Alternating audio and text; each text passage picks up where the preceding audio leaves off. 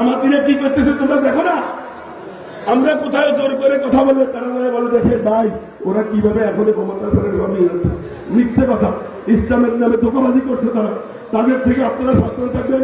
আমি আমার এই মুরব্বী ভাইদেরকে বলবো, আপনারা প্রত্যেকের বাড়িতে, প্রত্যেকের মহল্লা, চা দোকানে তাদেরকে বলবেন তোমরা একটি রাজনৈতিক দল, নট ইসলামী সংগঠন। এটা মিথ্যা কথা বলে তারা।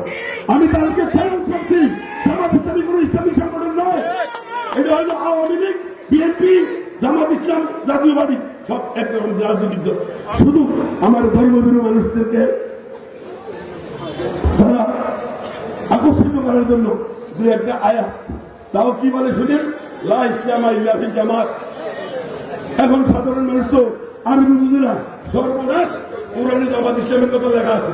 না না, এটা সেই জামাত না। লা ইসলামা ইল্লা ফিল জামাত মানে হলো ঐক্যবদ্ধভাবে পরিপূর্ণ ইসলাম কায়েম হয় না, এটাই জামাত।